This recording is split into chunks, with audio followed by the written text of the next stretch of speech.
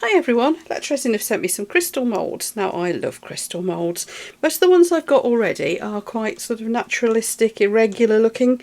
These are more stylised. They look quite impressive, and I'm looking at the inside and they look shiny. Now I have tried them once and I was quite impressed, but because I messed about with all sorts of weird backings and things, I thought this probably wasn't the best initial demo of them. So I'm going to go ahead and do you a fresh demo now, and we're not going to put too much silly stuff in them. I'm going to just mix in a little dot of colour and some sparkle, just a touch, and then we will be able to see what the moulds look like without too much hindrance from the other stuff I've put in. So a little bit of the Let's Resin purple pigment. Let's have a look. Maybe a dot more. Oh, quite a dot more. Didn't intend to go quite that crazy. Might have to dilute that. Hang on.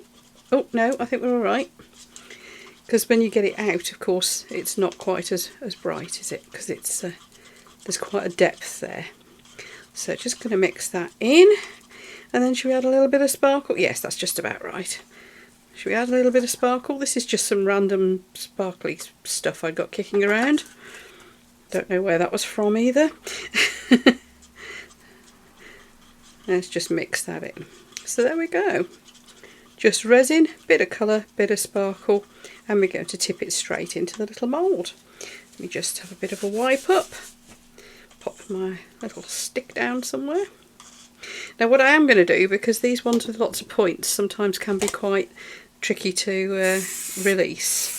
So I'm just going to get in there with a little bit of silicone release spray. There it is, if anybody wants any of this. I don't always, in fact I very rarely use it. It's just that some of these, because they've got so many points, crystal moulds can be a little bit of a pain to get out sometimes. So let's see how we go. Now first thing I'm going to do is just put a little drizzle into each of them.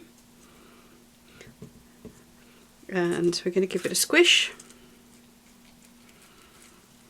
I haven't worried about using a deep pour resin for this, by the way. I'm just using a regular one because although they're deep, they're narrow spikes.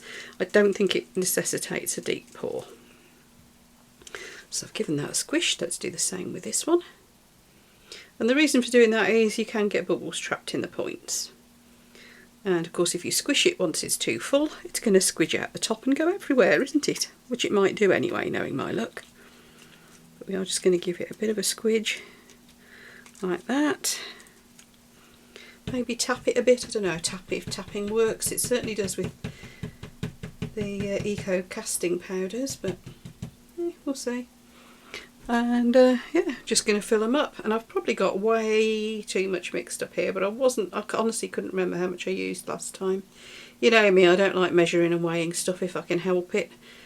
So there we go. It's just making sure that's going into all the points. Yep. If I've got any left, I've sure got some of the things I can pour it into. Although I think I might have guessed this not far off. There shouldn't be much left over. Right, just wanted to show you these. So I'll see you for the demold. Going to be the quickest video ever, this, isn't it? I'll see you in a few hours. Probably going to leave them overnight, let them cure properly, and then we'll have a demold. See you later. Right, I left them overnight, so these should be well and truly cured. Let's have a look. Now I am fully expecting them to be a bit of a pain to demold, because just simply because of the shape. There's not a lot you can do about that. There's lots of points, lots of joins. However, they're nice soft moulds, so this is as easy as it's going to be for things with points this long. So let's get in and try and loosen it all a bit first, and then there's a tab here for a reason, I think. Yes, that's what the tab's for. It's probably got information on it as well, yeah.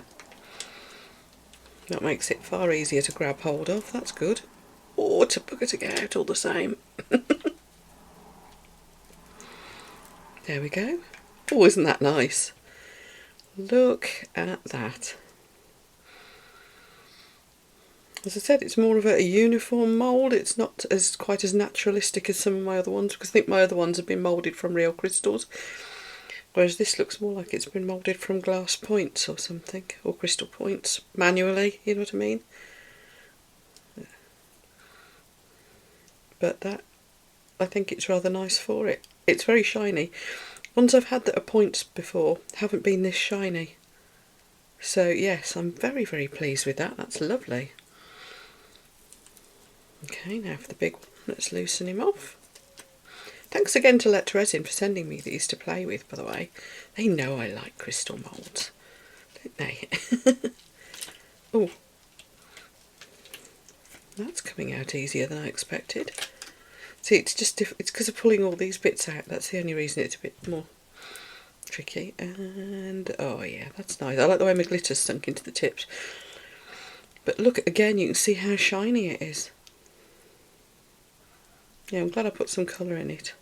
The glitter hasn't detracted from it as well, but look how shiny. That's what I really wanted to see. That is fantastic. Thank you very much, Resin. I hope I've done your moulds justice in showing them off like this. And yeah, if anybody wants to treat themselves to these moulds, the links are down below to the Resin website.